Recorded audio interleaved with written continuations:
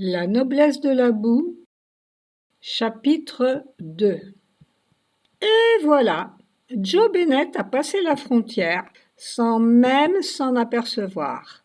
Il n'y a qu'à lui que ces choses-là arrivent. S'il avait voulu le faire exprès, ce plan aurait sûrement foiré.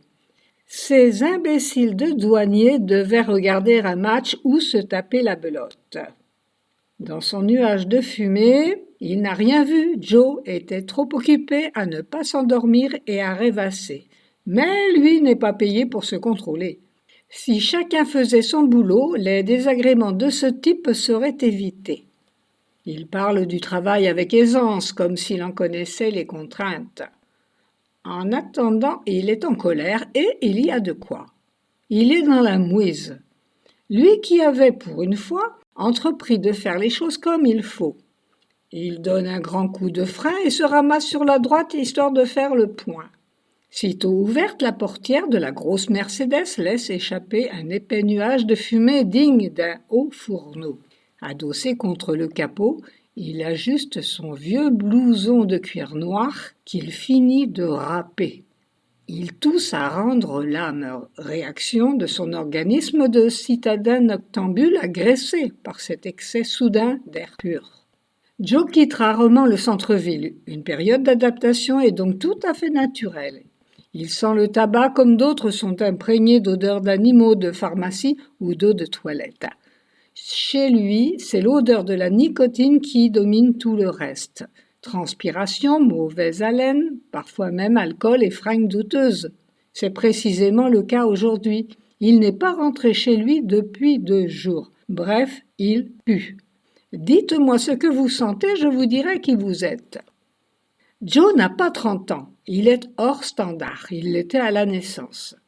Ce n'est pas par goût qu'il conduit une caisse pourrie et qu'il trafique un peu à droite, à gauche. Il préférerait avoir, comme tout le monde, une voiture neuve et fiable et une planque bien payée. Il préférerait, par exemple, aujourd'hui, avoir fait tamponner son passeport. Mais tout ce qui est normal semble lui échapper. Il lui arrive même de se demander comment tout ceci se terminera. La roue tournera-t-elle un jour en sa faveur, comme elle peut le faire parfois pour d'autres dans les films? Connaîtra-t-il alors enfin le bien-être de la fortune? Cependant, au fond, il est bon garçon. Si vous voulez, ce n'est pas qu'il soit mauvais, mais à force de tout rater, il est devenu hargneux. C'est cela. Il est amer jusqu'au trognon, l'animal. Pas méchant, mais amer. Il ne croit plus en rien depuis qu'il ne croit plus au Père Noël. Inutile de s'encombrer d'un agenda, il n'y a dans sa tête ni d'hier, ni de demain. Il n'y a qu'un aujourd'hui qui n'en finit pas. Sa mère, son unique famille, s'est démenée pendant des années afin d'essayer d'avoir l'air, tentant d'améliorer ce fils défectueux de naissance avant d'y renoncer. Ils ne sont pas fâchés tous les deux, ils se sont juste détachés l'un de l'autre, si peu. Joe a simplement voulu apprendre à voler seul. Peut-on avoir l'air d'un vrai mec quand on vit toujours chez sa maman? Ou surtout une femme comme elle, possessive, curieuse et exigeante. Une mère qui aime trop, à côté, avec maladresse. Il n'est pas parti bien loin. Joe habite à 100 mètres seulement. Depuis, il s'épie, ils s'aiment à leur manière. Quand elle a perdu son petit, Rosette est devenue amère elle aussi, à moins qu'elle ne le fût déjà. Ce doit être héréditaire. Elle n'a jamais accepté cette séparation. Le départ de son fils, qui n'avait pas quant à lui supporté l'arrivée de Maurice, qui prétend que le bonheur est simple.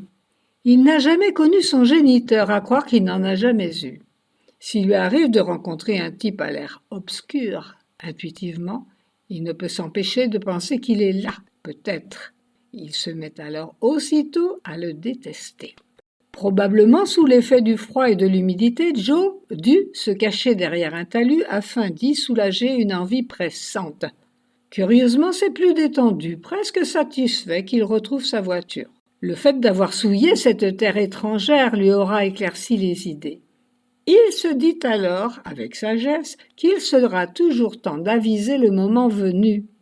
Nous reconnaissons bien là notre loustic qui refuse de s'embarrasser les ménages plus de 10 minutes avec des contrariétés.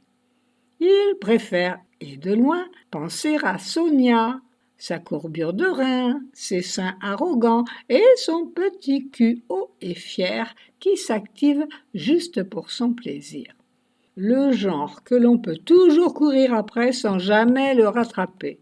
Une petite beurette délurée mais chaste. Sonia est la troisième fille de Mohamed qui lui sous-loue une chambre, forcément dans la clandestinité. On a beau être français de souche, on ne tient pas pour autant à attirer l'attention sur sa vie privée et ses petites combines. C'est pourquoi l'adresse officielle de Joe demeure celle de sa mère, dans la même rue un peu plus bas. La carlingue de sa caisse est si vieille et si pourrie que c'en est pitié. Tant de bosses, de taches de rouille, de pièces rafistolées, d'odeurs émanant du réservoir, du moteur et des tissus imprégnés. Son compteur fait une fixation sur le 9, comme une coquette sur son âge. Sans compteur ni jauge, c'est à l'oreille que Joe estime sa vitesse forcément limitée, d'autant plus que la côte est raide. Si Monsieur Mercedes la voit, il est certain qu'il ne peut que lui en offrir une neuve, moitié par charité, moitié pour l'image de la marque. En attendant, il faut reconnaître que Joe, qui n'est pas un ingrat, s'y est attaché. Elle lui ressemble comme une frangine, une compagne de galère qui tient bon et force le respect. Il s'installe à nouveau au volant, laissant ses pensées vagabonder, et il réfléchit à la raison qui l'a amené à faire ce voyage. À la sacrée chance qu'il a eue de récupérer les 20 000 francs perdus 2 jours plus tôt au poker. Ça n'arrive quand même pas à tout le monde. Déjà, il ne faut pas être n'importe qui pour être admis dans ces troquets borgnes, sous-sol ou arrière-salle de café douteux. Il faut avoir été recommandé, parrainé, intronisé. Cela nécessite l'approche longue et minutieuse d'une infiltration. Il est probablement plus aisé d'entrer au Lions Club ou au Rotary. Bref, il était là, lui, parmi les durs, assis à la table des heureux de ce monde, savourant la satisfaction de cette progression sociale soudaine, mais certainement méritée. Il ne comprend pas comment, en 2 heures, avec une souplesse de prestidigitateur, ils ont réussi à le délester de presque 6 mois de RMI. Oh, ils n'avaient pas l'air de rire, les copains de Michel. Oh, dette de jeu, dette d'honneur. Joe le sait. Il a eu peur pour sa peau pendant 2 jours. Ça ne lui était jamais arrivé de délirer autant au jeu. Plus il y pense, plus il met ça sur le compte de la dope. Il devrait se surveiller, il ne faut pas tout mélanger ou ça pourrait mal se terminer. Joe ne se serait senti en sécurité nulle part cette nuit-là, ni chez Mohamed, ni chez sa mère. Il a donc passé 2 nuits dans sa voiture à gamberger en vain. Il a même cru devenir fou. Son pote Michel l'a déniché le surlendemain sur un parking de supermarché. Il était plus de midi. Michel l'avait cherché partout. Il avait une proposition sur mesure à lui faire, pour peu qu'il soit libre. La liberté, c'est précisément la seule richesse de ce pauvre garçon. Quand vous êtes dans le besoin, vous reconnaissez alors vos véritables amis, c'est bien connu. Ce n'est pas qu'une formule. Joe vient tout juste d'en avoir la preuve. Un gros coup de chance. En effet, son excellent collègue Michel lui a trouvé un job, certainement pas catholique, mais bigrement lucratif. 25 000 francs d'acompte et 75 000 au retour une fois le travail terminé. Le job en question ? Apparemment simple, à condition de ne pas poser de questions. Joe n'est pas curieux. À cheval donné, on ne regarde pas les dents. On ne chipote pas avec un ami qui vient vous sauver la vie. Il se voyait mal demander un délai de réflexion afin de potasser le livre rouge. Non, pas le guide Michelin, le code pénal. La vision des 25 000 francs en liquide comme un mirage suffit à lui rendre la foi. Les miracles existent. Il pourra désormais en témoigner. Il lui fut alors aisé de rendre les 20 000 francs de la dette avec largesse et détachement. Et il lui restait encore 5 000 francs pour assurer jusqu'à son retour.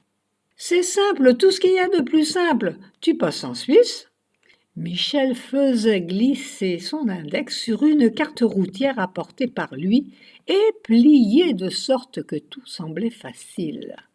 Ici, là, où j'ai fait une croix. Après le dernier feu, tu franchis le petit pont à droite, tu suis cette direction, la route longe la Canche, c'est facile, tu remontes jusqu'à l'auberge et là, au bar, un mec te contactera. Bon, tu as bien compris. Il te donnera juste quelque chose à rapporter. Ensuite, retour. Main propre, clean. Et par ici la monnaie. Tu vois mon pote, pas de souci, pas de risque. Pépère le job. Joe se dit alors que pour gagner autant d'argent, comme ça à ne rien foutre, il fallait avoir une sacrée veine. Vivant des aides sociales, il ne lui reste plus qu'à trouver l'argent nécessaire à ses vices. Il n'a aucune notion des valeurs. Le voici donc respirant à nouveau cette bonne odeur de chance. Il fonctionne mécaniquement et, le postérieur de Sonia, il est bien décidé à ne pas le quitter trop longtemps. Avec une telle chance, elle va craquer, la gazelle. Vite fait, bien fait.